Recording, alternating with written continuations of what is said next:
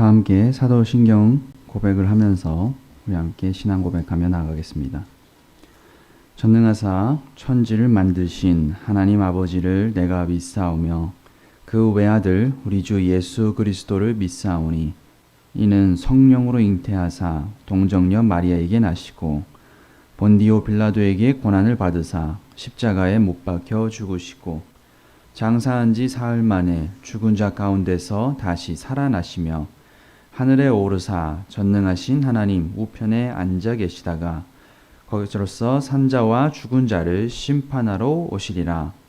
성령을 믿사오며 거룩한 공회와 성도가 서로 교통하는 것과 죄를 사하여 주시는 것과 몸이 다시 사는 것과 영원히 사는 것을 믿사옵나이다. 아멘. 찬송가 301장 찬양하겠습니다. 찬송가 301장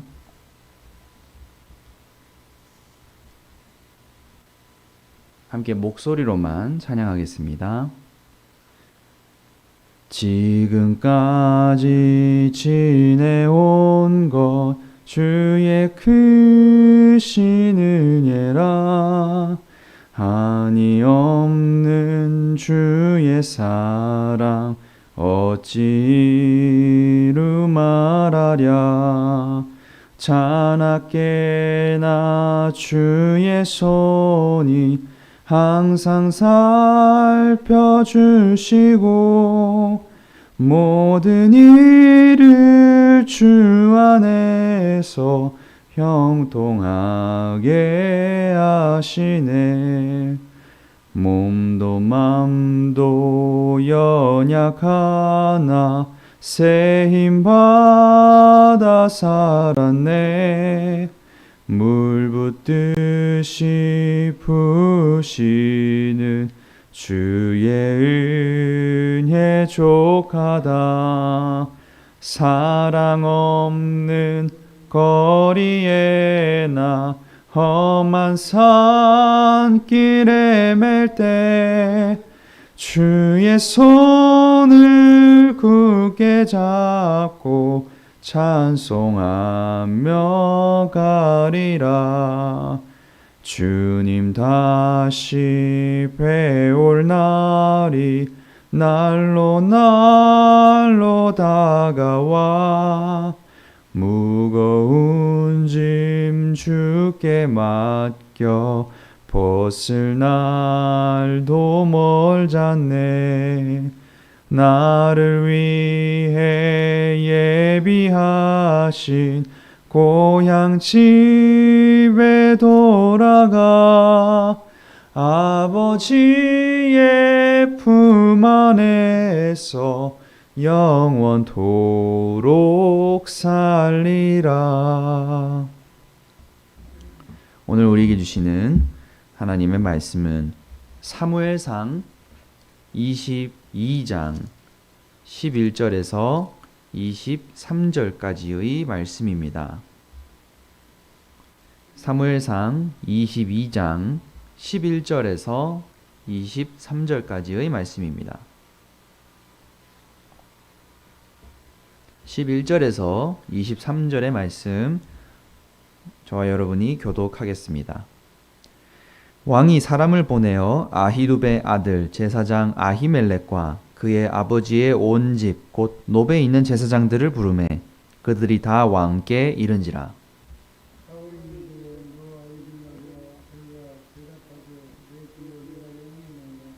사울이 그에게 이르되 내가 어찌하여 이새의 아들과 공모하여 나를 대적하여 그에게 떡과 칼을 주고 그를 위하여 하나님께 물어서 그에게 오늘이라도 매복하였다가 나를 치게 하려 하였느냐 하니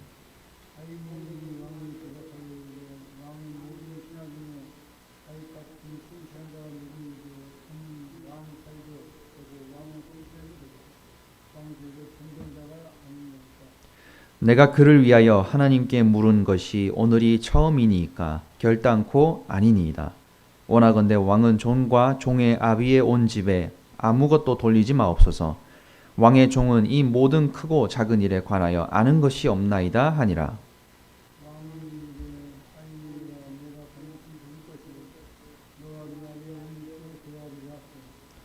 왕이 좌우의 호위병에게 이르되 돌아가서 여호와의 제사장들을 죽이라. 그들도 다윗과 합력하였고 또 그들이 다윗이 도망한 것을 알고도 내게 알리지 아니하였음이라 하나 왕의 신하들이 손을 들어 여호와의 제사장들 죽이기를 싫어한지라.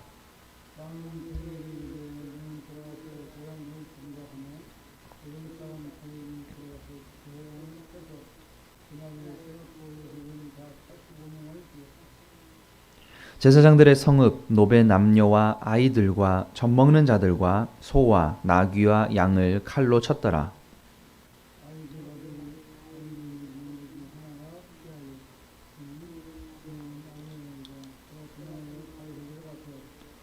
사울이 여호와의 제사장들 죽인 일을 다윗에게 알림해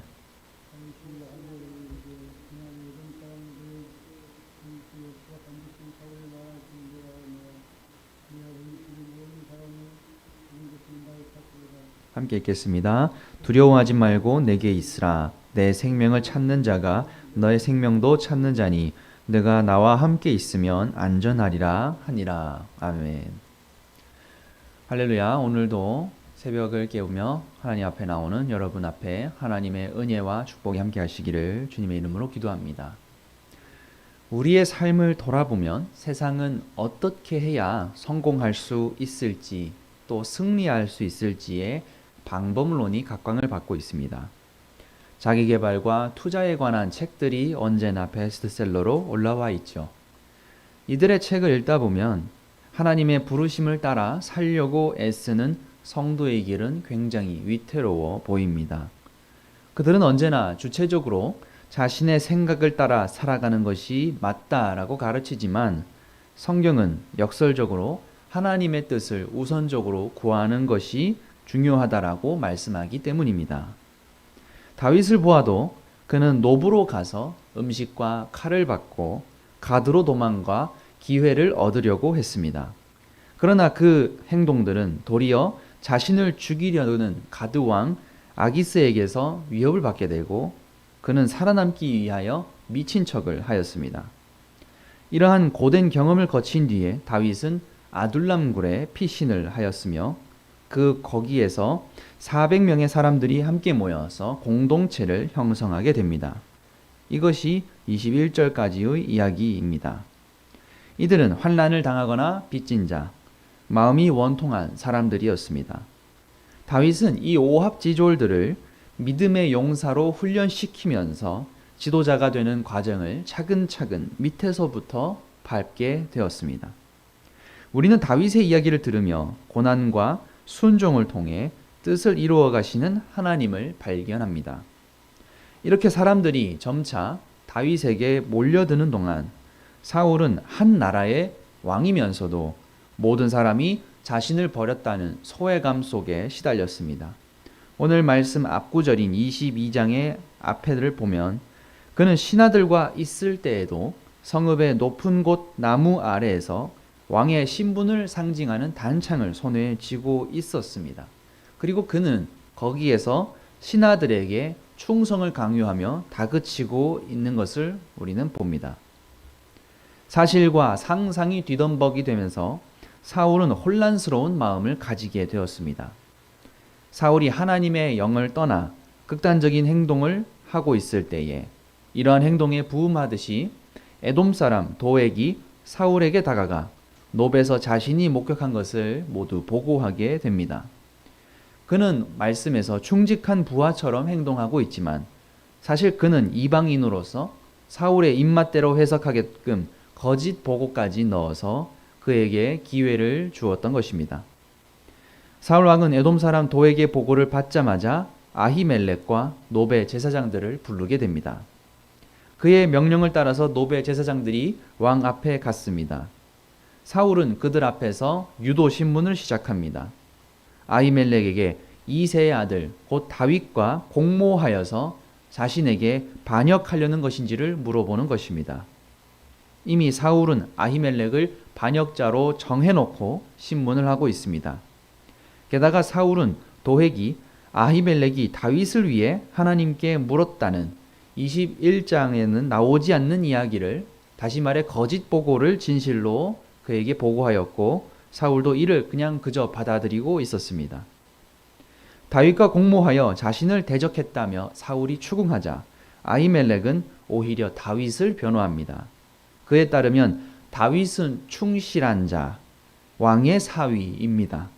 그리고 그는 왕의 호위 대장으로서 사울의 최측근입니다. 마지막으로 다윗은 왕실에서 존귀한 자입니다.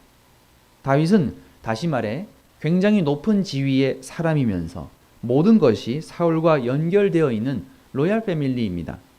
그런데 그것이 도대체 무엇이 문제냐라고 제사장은 항의하고 있는 것입니다. 다시 말해 다윗을 잡으려는 순간 사울을 향한 반역이 되는 것입니다. 그러나 다윗이 사람들을 모아 세력을 형성한 시점에서 그를 위해 하나님께 물었다라는 것은 반역 행위에 다름이 없었습니다. 그는 사울이 다윗을 죽이려는 이유에 대해서 알지 못하였기 때문에 형식과 절차가 문제가 없는 자신을 반역으로 모는 것을 이해하지 못하였습니다. 결국 그 과정에서 도에게 거짓 보고도 진실이 되어버렸고 사울이 듣고자 했던 말을 오늘 아히멜렉은 하고 말았습니다. 사울은 아히멜렉의 진술을 듣고 사형 선고를 내립니다. 이미 사울의 태도를 보았을 때, 그들을 불렀을 때부터 이미 사울은 결정을 내린 상태였을 것입니다. 거기다가 아히멜렉이 다윗을 위해 하나님께 물었다라고 스스로 진술함으로써 반역의 공모는 확정되어 버렸습니다. 사울은 이제 호위병들에게 여호와의 제사장들을 처형하라고 명령합니다. 그 죄목은 노베 제사장들이 반역자 다윗과 합력하였고 다윗이 도망한 사실을 알고도 자신에게 알리지 않은 것입니다. 두 번째 주장은 사실 아히멜렉의 변호에 의해서 반박당할 수 있지만 그냥 사울은 제사장들을 죽이라는 명령을 내렸습니다. 그러나 호위병들이 따르기를 꺼리게 됩니다.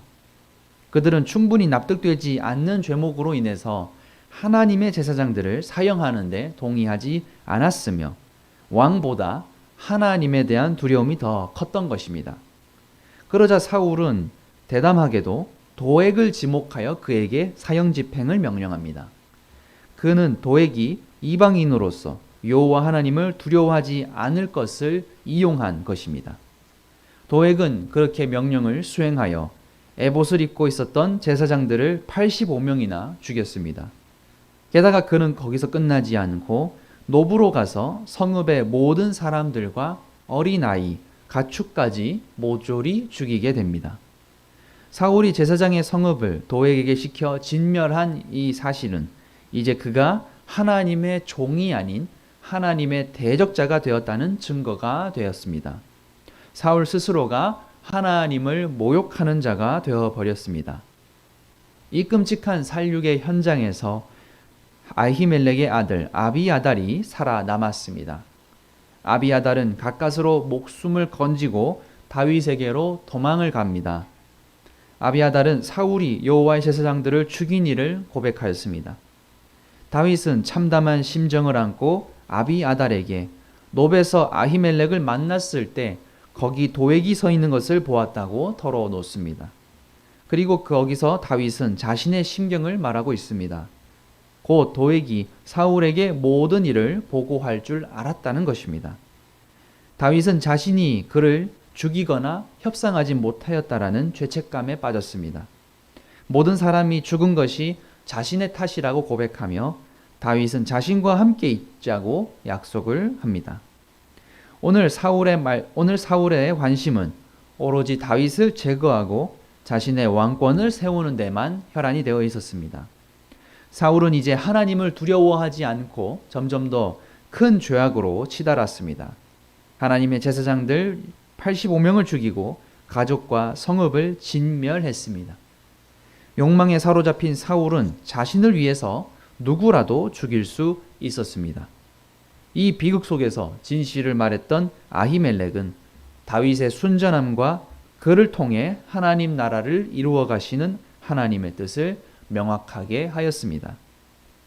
이 끔찍한 대학살 속에서 살아남은 아히멜렉의 아들 아비아달이 다윗에게 합류하게 되면서 다윗은 이제 선지자들뿐만 아니라 제사장들의 지지도 받게 됩니다. 백성들은 제사장에 대한 다윗과 사울의 대조적인 태도를 바라보면서 다윗을 마음으로부터 지지하게 되었습니다. 아이러니하게도 사울의 행동을 통해서 다윗은 몰락하는 것이 아니라 도리어 하나님의 제사장과 함께하고 왕으로서의 합법성과 정당성을 인정받게 된 것입니다. 사랑하는 여러분, 당장 우리의 삶이 이와 같다고 한다면 우리의 삶 또한 굉장히 고통스러울 것입니다. 그러나 당장의 손해와 패배를 주는 일들 속에서도 하나님께서는 남은 자들을 통하여 승리로 이끌어 가십니다. 하나님을 대적하는 자는 언제나 승리하는 것 같지만 하나님께서 그들을 심판하시고 그들을 패배시키십니다. 우리는 오늘 말씀을 묵상할 때에 어떠한 경우에도 진리의 길을 걸어가야 한다는 것을 느낄 수 있어야 합니다. 아히멜렉이 자신의 진실된 마음을 고백함으로써 비록 그가 희생을 당하였지만 그 속에서 우리는 악인들이 어떻게 몰락하게 되는지를 발견하게 됩니다. 우리의 시선과 생각을 넘어서는 하나님께서 우리에게 주시는 교훈과 길이 우리 앞에 놓여지는 것입니다. 사랑하는 여러분, 오늘 말씀을 묵상할 때에 다윗과 같이 그리고 자신을 희생하면서 진실을 고백하였던 아히멜렉과 같이 오늘도 말씀을 묵상할 때에 주님 앞에 서서 오직 진실된 삶을 살아가는 여러분이 되시기를 바랍니다. 또한 다윗과 같이 주변에 고통당하는 자들, 이웃을 발견하게 되었을 때에 그를 위로하며 또 함께 울어주며 주님의 길을 준비해 갈 수 있는 여러분들 되시기를 간절히 기도합니다. 기도하겠습니다. 사랑이 많으신 하나님 아버지, 오늘 말씀을 통하여 주님 사울의 악행과 또 다윗의 행동들을 보게 됩니다. 사랑이 많으신 하나님 아버지, 오늘 우리가 세상을 살아갈 때에 사울과 같은 악인들이 활기하는 것을 봅니다. 또한 우리는 다윗과 같이 숨어 지내며 또 우리의 앞길을 알지 못한 채 우리에게 주어진 최악의 상황 속에서도 최선을 다하여 살아가고자 노력하고 있습니다. 하나님 아버지, 이렇게 인간의 일생이 고통과 괴로움일진데 주님께서 우리에게 맡겨주신 사명을 다해가면서 우리가 이 속에서도 주님의 진리와 사명을 감당할 수 있게 인도하여 주시옵소서. 주님, 오늘 말씀 속에서 아히멜렉의 사건을 보며 오늘 우리 주변의 도획과 같은 기회주의자들을 바라보며 또 주님 그 속에서도 악행과 비리를 저지르는 자들 가운데서 진리를 외치고 자신이 희생당하더라도 아버지 앞에서 떳떳하였던 아히멜렉과 같이 우리 또한 주님 앞에서 부끄럼 없는 자로 살아갈 수 있도록 인도하여 주시옵소서. 주님, 오늘 말씀 마무리에 있었던 것처럼 다윗이 그들의 후손을 돌보아 준 것 같이 우리 또한 주변에서 주의 길을 준비하면서 힘들어하는 이들 도와줄 수 있도록 주님 저희를 인도하여 주시옵소서. 이 모든 말씀 우리 주 예수 그리스도의 이름으로 간절히 기도합니다. 아멘. 우리 말씀을 묵상하면서 기도하며 나아갈 때에 오늘의 말씀이 주인공인 아히멜렉의 모습처럼 우리 또한 진실을 고백하며 진리를 위해서 또 스스로를 희생하더라도 아버지 앞에 진실된 사람이 될 수 있기를 간절히 기도하며 나아가겠습니다. 기도하겠습니다.